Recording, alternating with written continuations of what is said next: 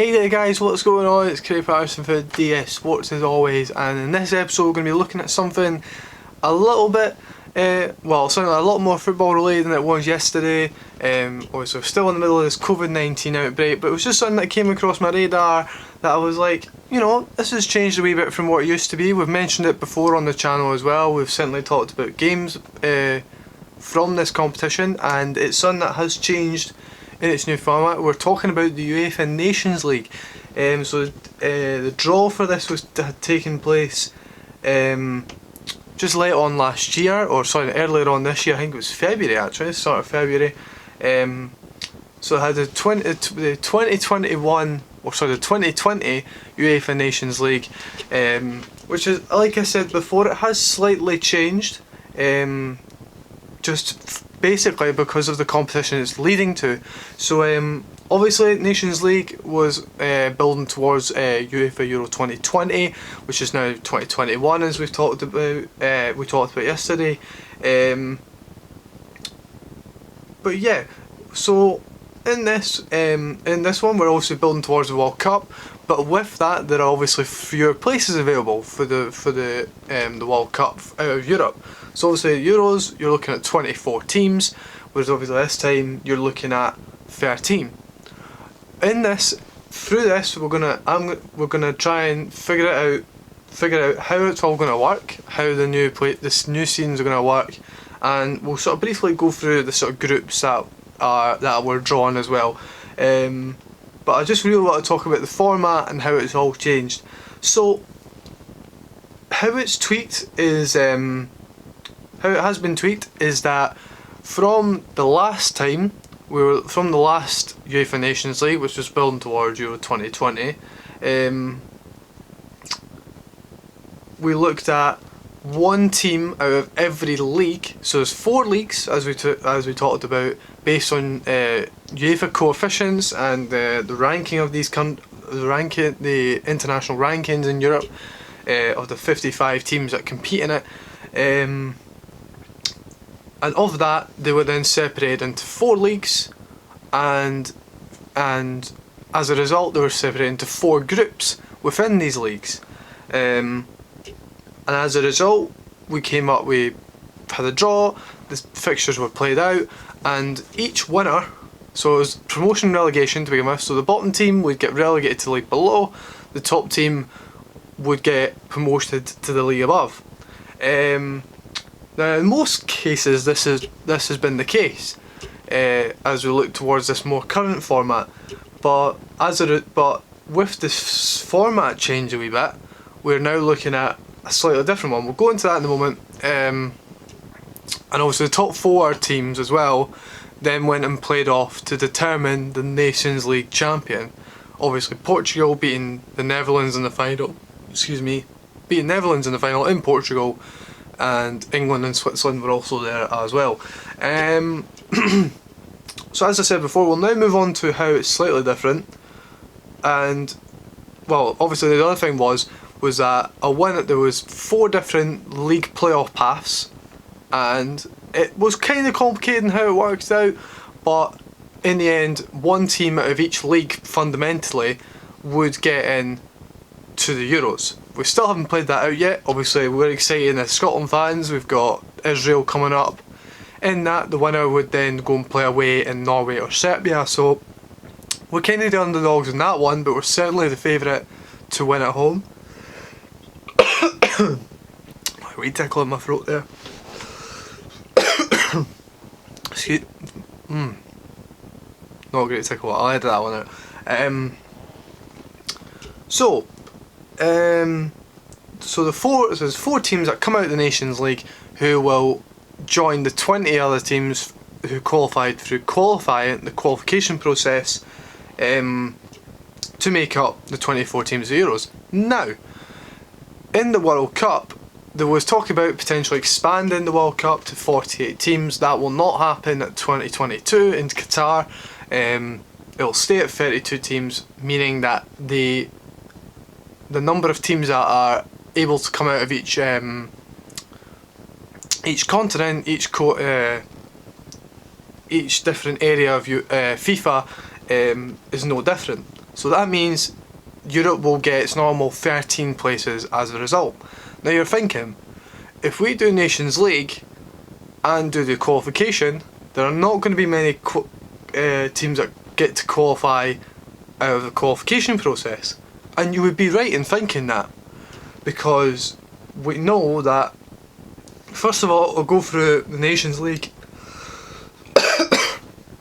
and talk about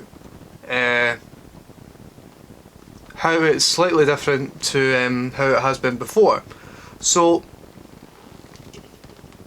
the fundamental difference with the Nations League is there was no relegation from League A, as we kind of potentially expected, because there was 12 teams in League A last year. There are now 16 this year, so the 4 teams that got relegated ended up staying up in League A. So Germany, Croatia were the big names amongst that. Poland and Iceland were the other 2. And then the 4 teams that came up and were promoted were Sweden, Denmark, Ukraine and Bosnia. They're still allowed to take their place in League A to make up the 16. And what's happened here is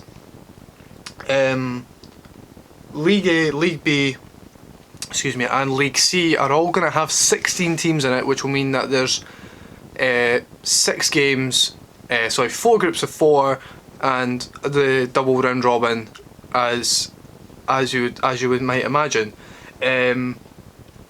From there, the leagues will play out as they do with the double round robin that I've said, that home and away, and then as a result, there's 7 teams in League D.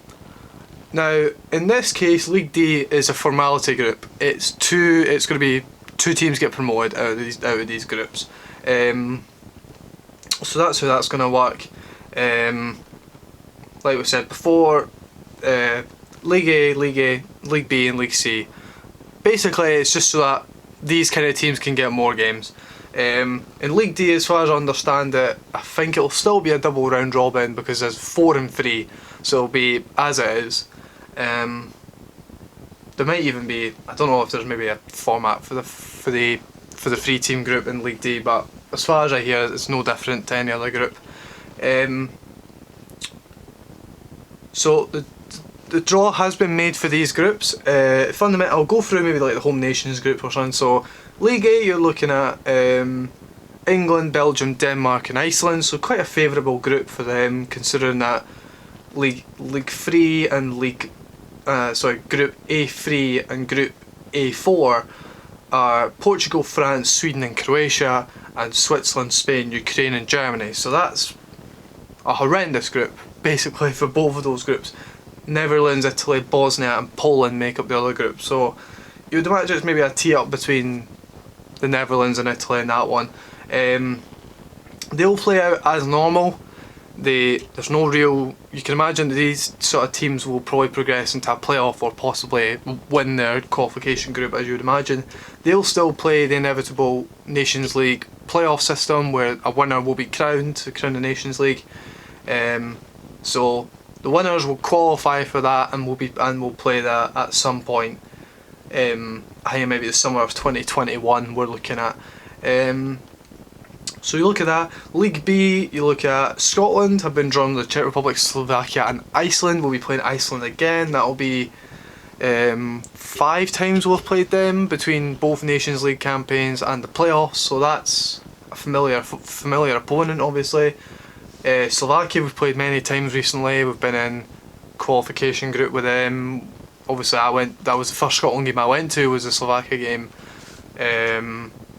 before we ended up drawing in Slovenia, and then as a result we didn't get into the playoff in that group. So bit of a good memories for Scotland against Slovakia, and then the Czech Republic could be an opponent that we'd have at Euro 2021, provided we get through the playoff at an unforeseen time. Northern Ireland in Group B1, they're drawn with Austria, Norway and Romania, so not a great group for them, considering that Norway are very good at home and Austria are still kind of formidable. Romania they're not as good as they used to be, but they're still finding a bit of a renaissance. Got good talent there. Group B3, now that's a very good group. Russia, Serbia, Turkey and Hungary. So not a lot of travelling for these teams, but certainly one that'll, you know, the best of the best will be in that. Favourite to probably win that kind of overall ranking there. And then the last group, Wales, Finland, Republic of Ireland and Bulgaria. So quite a good group for both those home nations there. Or say home nations, the Republic of Ireland technically isn't one if you're talking from a UK perspective. But yeah, so Wales maybe probably the favourites in that one, considering that Finland, obviously they've just reached their first major tournament, and Bulgaria have been very poor really, losing a lot of games by big margins.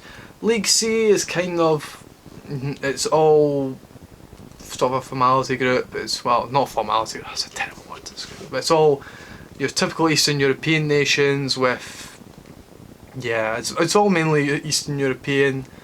Yeah, so you've got Montenegro, Cyprus, Luxembourg and Azerbaijan in C1, Georgia, North Macedonia, Estonia and Armenia C2, Greece, Kosovo, Slovenia, Moldova C3, Albania, Belarus, Lithuania and Kazakhstan C4. So they'll play their normal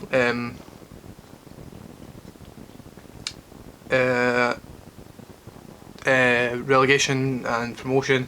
The key thing here is that we've seen that for C4, with relegation purposes, the 4 teams at the bottom will play off, the losers will go down to League D. And then D1, you're looking at Faroe Islands, Latvia, Andorra, Malta, D1, and Gibraltar, Liechtenstein and San Marino, D2. Wow, that'll be there'll definitely be some wins for teams who certainly do not get wins. You could potentially see San Marino, who've only won 1 game in their history, potentially get a win there, although you'd probably fancy Gibraltar of all teams, maybe even Liechtenstein as well actually. Could be a toss up between them, but San Marino probably could get a result in that group, certainly a few, certainly a couple. So that's how that's going to play out.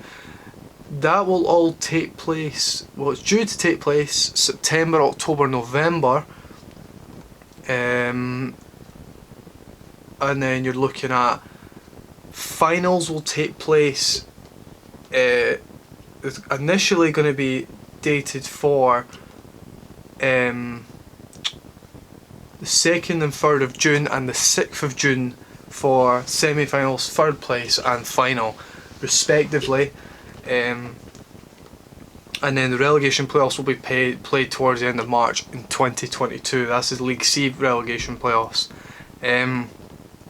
So that's the dates that are sort of penciled at the moment. They might change as a result of this coronavirus outbreak. But moving on to the qualifying aspect for the World Cup. So qualification will be played out as normal. There'll be the 10 groups, 5 of 6, 5 of 5. Yeah, that's right, yeah. And the 4 teams who are in the playoffs, the Nations League playoffs out of League A, will be put into the teams of 5 to accommodate them being able to go and play the Nations League playoff in the summer of 2021. From there, they'll be played out as a normal double round robin of leading to games of like 8 games, 10 games, however many, through the course of 2021. And the 10 teams who win the group, you're off, you're going to Qatar. It's going to be great for these countries.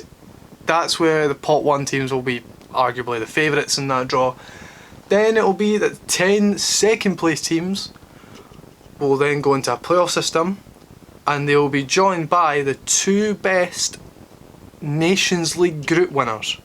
So we'll take all the group winners, A, B, C and D, and they'll be going from, so it'll be the best group winner, so there'll be seeded group winners 1 to 4 in each league.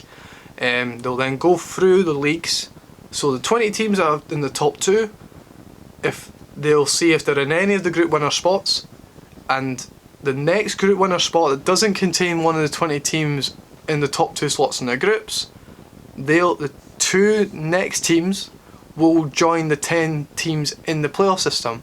So then you're thinking there's 12, so that means there'll be 12 teams in the playoffs for World Cup 2022.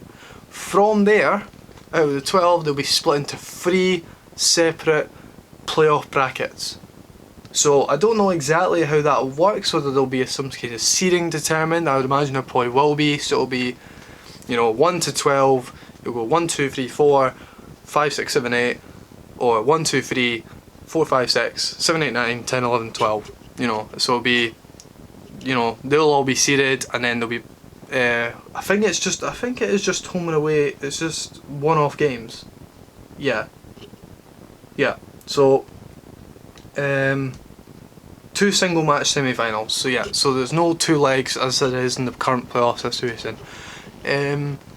So that means there'll be 4 separate playoff brackets, each having their own semi-finals and finals. Whoever wins the final will make up the 3 teams who join the 10 qualification group winners at World Cup 2022. Wow, what an effort that will be for some of these nations to get through. So fundamentally, you want to be winning your group in the Nations League, and that'll help you out in case you slip up in qualification. So you're looking at it sounds obvious, but teams like Scotland will be wanting to win that group again, so we get a chance at a playoff system.